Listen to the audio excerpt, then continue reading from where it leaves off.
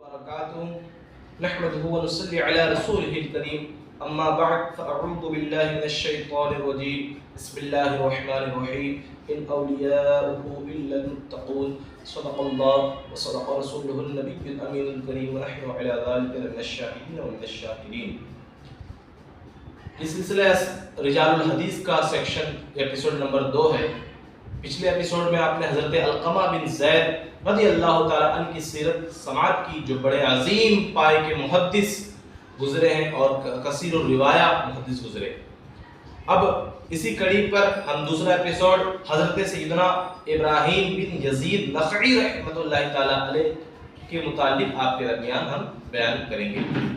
ہمارا تو حضرت ابراہیم نخعی جو کہ ایک بڑے عظیم محدث ہے اور اسماء الرجال میں آپ کا بڑا مقام ہے، علم حدیث میں آپ کا مقام ہے، علم فقہ میں آپ کا مقام ہے. ہم ان کی سیرت آپ کے سامنے مختصر پیش کریں گے ائمہ اور فقہائے اور محدثین کے زبان میں انشاءاللہ عز و جل. حضرت ابراہیم نخعی کا اسم گرامی ابراہیم ہے، کنیت ابو عمران ہے اور تہذیب التہذیب جلد اول صفحہ 155 میں آپ کا سلسلہ نسب یوں مذکور ہے: ابراہیم بن یزید بن قیس بن اسود بن عمرو بن ربیعہ بن زحل نخعی، قبیلہ نخعہ بنو مدحج کی ایک شاخ ہے. حضرت ابراہیم کا خاندان کوفہ میں آباد تھا، ان کی ولادت وہیں ہوئی. آپ کا خانوادہ علم و فضل کا گہوارہ تھا. آپ کے چچا حضرت علقمہ ہیں اور آپ کے ماموں حضرت اسود رضی اللہ تعالی عنہما ہیں، اور یہ دونوں کوفہ کے عظیم ممتاز محدثین میں شمار ہوتے ہیں. حضرت ابراہیم نخعی نے انہی کی درسگاہ سے فیض پایا اور ان کے ذریعے انہوں نے اس اپنے عہد کے جلیل القدر صحابہ و تابعین کی زیارت بھی کی اور ان سے کسب فیض بھی کیا. انہوں نے بچپن میں حضرت سیدتنا عائشہ صدیقہ رضی اللہ تعالی عنہا کی زیارت بھی کی، اگرچہ ان سے سماع حدیث نہ کیا، مگر ام المؤمنین جیسی برگزیدہ علمی و دینی ذات کا دیدار ہی بہت ہی بڑی سعادت ہے. حضرت علقمہ اور حضرت اسود اور دیگر ممتاز تابعین سے اکتساب فیض، اکتساب علم کرنے نے حضرت ابراہیم کو جلیل القدر فقیہ اور ممتاز محدث بنا دیا تھا. علم و فضل میں آپ کا عظیم مقام تھا. خدا داد حفظ و ضبط کی قوت، قبول علم کی بے قرار استعداد کی بنا پر ابراہیم نخعی کوفہ کے ممتاز عالم بن گئے تھے. ان کی جلالت علم کو اکابر ملت نے خراج عقیدت پیش کیا. امام شعبی الحدیث والمحدثون صفحہ 190 پر آتا ہے کہ امام شعبی فرماتے ہیں کہ جب ابراہیم نخعی کی وفات ہوئی تو امام شعبی نے فرمایا: ما ترک احدا اعلم منہ او افقہ. انہوں نے اپنے بعد اپنے سے بڑا عالم اور اپنے سے بڑا فقیہ نہیں چھوڑا. اللہ اکبر. تو لوگوں نے پوچھا حضرت حسن بصری اور ابن سیرین کو بھی نہیں؟ یعنی ابن سیرین اور حسن بصری تو موجود ہے تو اپنی مثل تو چھوڑ دیا نا. تو کہا، امام شعبی نے جواب دیا: نہ صرف حسن بصری اور ابن سیرین بلکہ اہل بصرہ، کوفہ، حجاز اور شام میں کوئی بھی آپ کے علم و جلالت کے مثل نہیں ہے. سبحان اللہ. یہ آپ کا علمی مقام ہے. امام نووی رحمۃ اللہ تعالی علیہ نے آپ کی توثیق جلالت اور فقہی کمال پر سب کا اتفاق نقل کیا ہے، اور تذکرۃ الحفاظ میں موجود ہے کہ امام ذہبی جیسی شخصیت کہتی ہے کہ وَكَانَ مِنَ الْعُلَمَاءِ ذَوِي الْإِخْلَاصِ. امام ابراہیم نخعی جو ہے وہ پرخلوص علماء میں سے تھے. سبحان اللہ.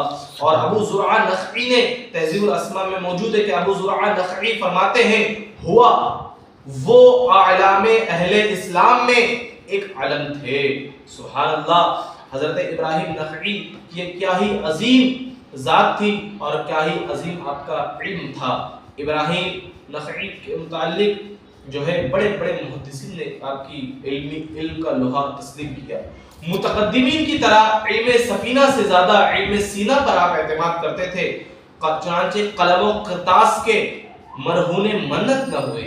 حضرت فضیل کہتے ہیں کہ میں نے ابراہیم سے کہا کہ میں نے مسائل کو کتاب میں جمع کیا تھا، لیکن ایسا معلوم ہوتا ہے کہ خدا نے اس کو مجھ سے چھین لیا۔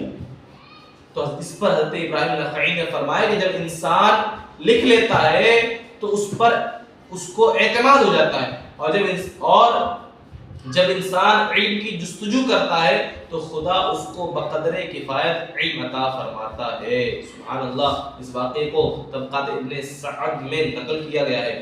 اسی طرح تہذیب التہذیب میں آپ نے جن محدثین سے روایت حدیث فرمایا ان کے متعلق تہذیب التہذیب جلد اول صفحہ 155 میں موجود ہے کہ ابراہیم نے سماع حدیث حضرت علقمہ، حضرت اسود، حضرت مسروق، حضرت ابو معمر، حمام بن حارث، قاضی شریح، صہب بن جانب وغیرہ سے کیا۔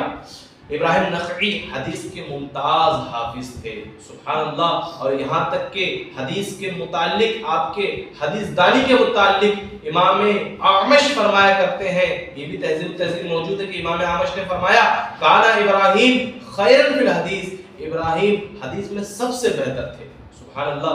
امام اعمش ہی کے متعلق طبقات ابن سعد میں موجود ہے کہ امام اعمش نے فرمایا کہ میں نے جب کبھی ابراہیم کے سامنے کوئی حدیث بیان کی تو انہوں نے اس میں میری معلومات میں اضافہ فرما دیا، سبحان اللہ۔ اسی طرح تذکرۃ الحفاظ میں جلد اول صفحہ 69 میں موجود ہے کہ ابراہیم نخعی علم حدیث کے نقاد تھے، شہرت سے بچتے تھے، اس لیے عام علماء کی طرح مسجد کے کسی ستون کے پاس نہیں بیٹھتے تھے۔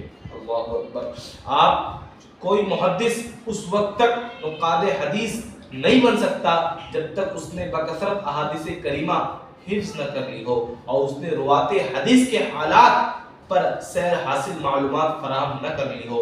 حضرت ابراہیم ایسے ہی نقاد حدیث تھے جو اپنے پاس حدیث اور راویان حدیث پر معلومات کا گرا قدر نقد ذخیرہ رکھتے تھے۔ حضرت ابراہیم نخعی رحمۃ اللہ تعالی علیہ جو ہے علم حدیث میں ابھی آپ نے سماعت کیا، کتنے عظیم آپ تھے کہ آپ کے متعلق اتنے بڑے بڑے محدثین نے آپ کے صلاحیت کی گواہی دی۔ حتیٰ کہ تہذیب التہذیب میں آتا ہے کہ حدیث میں آپ سے روایت کرنے والے امام اعمش ہے، امام منصور ہے، ابن عون ہے، زبید بن الیمامی، حماد بن سلیمان، مغیرہ بن مقسم، زبی، سماک بن حرب، حکم بن عتیبہ، سبیعی، حبیب بن ابی ثابت رضی اللہ عنہ اجمعین نے کثیر آپ سے حدیثیں روایتیں کی۔ یہی نہیں کہ آپ کا صرف حدیث میں مقام بلند ہو بلکہ علم فقہ کی دنیا میں بھی آپ کا عظیم جو ہے مرتبہ رہا ہے۔ ابراہیم نخعی کا خاص میدان تو فقہی تھا اور اسی کی برکتیں امام اعظم رضی اللہ تعالیٰ عنہ تک پہنچی کہ آپ کے دادا امام اعظم کے دادا استاد حضرت ابراہیم نخعی رحمۃ اللہ تعالیٰ علیہ ہیں۔ ابراہیم نخعی رحمۃ اللہ کا خاص میدان فقہ تھا، وہ اس فن میں درجہ امامت اور اجتہاد پر فائز تھے، سبحان اللہ۔ حتیٰ کہ امام نووی نے آپ کو فقیہ کوفہ اور امام حافظ ذہبی نے انہیں فقیہ عراق لکھا ہے۔ آپ کی فقہی جلالت پر امام شعبی کا قول ابھی ہم نے بیان کیا۔ اکابر علماء فقہ کے سائلین آپ کے پاس لوگوں کو سائلین کو بھیج دیا کرتے تھے۔ سعید بن جبیر تذکرۃ الحفاظ جلد اول صفحہ 69 میں موجود ہے کہ سعید بن جبیر سائلین سے کہا کرتے تھے ابراہیم تم میں موجود ہے اور پھر تم مجھ سے فتویٰ پوچھتے ہو، سبحان اللہ۔ حضرت سعید بن جبیر نے اپنے ان کے اس قول سے ہمیں پتہ چلا کہ فقہ میں آپ کا کتنا عظیم مقام تھا۔ اسی طرح طبقات ابن سعد میں موجود ہے جلد 6 صفحہ 190 میں کہ ابو وائل کے پاس جب کوئی مستفتی آتا تو اس کو ابراہیم کے پاس بھیج دیتے اور اسے کہہ دیتے کہ وہ جو جواب دے مجھے بھی بتا دینا، سبحان اللہ۔ یہاں تک کہ تہذیب التہذیب جلد اول صفحہ 155 میں امام ارجلی کا فرمان موجود ہے، کہتے ہیں کہ کانا مفتی اہل کوفہ وکانا رجلا صالحا فقیہا متوقعا قلیل التکلف حضرت ابراہیم جو ہے وہ کوفہ کے مفتی تھے اور وہ صالح فقیر متقی بے تکلف انسان تھے. سبحان اللہ. یہ مولانا ابراہیم نخعی رحمۃ اللہ تعالی علیہ کی فقاہت کو امام عجلی نے بھی بیان کیا. حتیٰ کہ امام اعمش کہتے ہیں کہ میں نے ایک بار ابراہیم سے کہا میں چند مسائل آپ کے سامنے پیش کرنا چاہتا ہوں.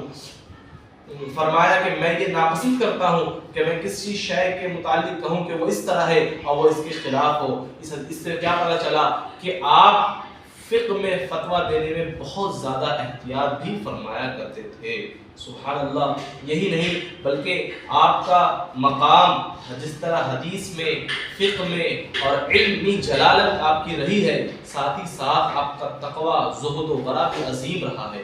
آپ آپ ہر درجہ عبادت گزار اور متورع تھے. ایک دن روزہ رکھتے اور ایک دن افطار کرتے تھے. راتوں کو لوگوں سے چھپ کر عبادت کرتے. حضرت طلحہ کہتے ہیں کہ جب لوگ سو جاتے تھے اس وقت ابراہیم ایک عمدہ حلہ پہن کر خوشبو لگا کر مسجد چلے جاتے تھے. صبح تک وہیں رہتے تھے. صبح کو حلہ اتار دیتے پھر معمولی لباس پہن لیتے. یہ سارے واقعات اور ساری چیزیں فراہمی جو ہے وہ طبقات ابن سعد جلد 6 میں موجود ہے. امام اعمش کہتے ہیں کہ ابراہیم نماز پڑھ کر ہمارے پاس آتے تو دیر تک ان پر بیماری کی سی حالت تاری رہتی. یعنی گویا ایسا لگتا ہے کہ آپ گویا کہ ابھی بیمار ہو اور اس حالت میں آپ آئے ہو. سبحان اللہ. یہ اس طرح کا آپ کے اندر خوف خدا رہتا تھا. آپ جو ہے اتنے زہد و ورع والے تھے کہ حضرت حماد کا بیان ہے کہ میں نے حجاج کی موت کا تذکرہ کیا تو سجدے میں گر پڑے اور خوشی سے آنکھوں سے اشک مسرت جاری ہو گئے. سبحان اللہ. تو یہ ابراہیم نخعی رحمۃ اللہ تعالی علیہ ہیں جن کا علم حدیث میں میدان حدیث میں بڑا عظیم مقام ہے اور امام اعظم رضی اللہ تعالیٰ عنہ کے جو ہے دادا استاد بھی ہیں. تو ہمیں اور آپ کو چاہیے کہ ان کے لیے ہم اور آپ دعائیں بھی کریں اور ان کے بارے میں جانیں. اور اسی طرح بڑے بڑے جو تابعین گزرے ہیں، محدثین گزرے ہیں، ان کی سیرت کو کچھ کم سے کم ان کے نام اور ان کی علمی خدمات کو کچھ نہ کچھ ان کی صلاحیتوں کو جانیں، تاکہ جب ہم اور آپ انشاءاللہ اگر اسی طرح ہم اور آپ اگر سلسلہ وار محدثین تابعین کی سیرت پڑھتے رہیں گے اور سنتے رہیں گے تو جب ہمارے سامنے جو ہے احادیث آئیں گی اور ان کے اسماء اور ان کے رجال جب ہم پڑھیں گے، جب ان کے نام سنیں گے تو انشاءاللہ ہمیں بہت زیادہ اچھا لگے گا اور ہمیں جو ہے اور زیادہ رغبت ملے گی. تو حضرت ابراہیم نخعی رحمۃ اللہ تعالی علیہ تقریباً 50 سال کی عمر پا کر 96 ہجری میں وفات آپ کی ہو گئی. اللہ اکبر. تو یہ علم کا عظیم سمندر جو ہے 96 ہجری میں دنیا سے چلا گیا. تو اسی طرح مزید رجال الحدیث کے متعلق جاننے کے لیے، بالخصوص تابعین محدثین کی سیرت جاننے کے لیے، وہ بھی علماء فقہاء محدثین کی زبانی جاننے کے لیے ہمارے ساتھ آپ جڑے رہیں. اللہ تعالیٰ کی بارگاہ میں دعا ہے ان محدثین کے صدقے میں ہمیں بھی علم حدیث کی خدمت کرنے کی توفیق عطا فرمائے اور علم و ورع کے زیور سے آراستہ فرمائے. السلام علیکم ورحمۃ اللہ وبرکاتہ.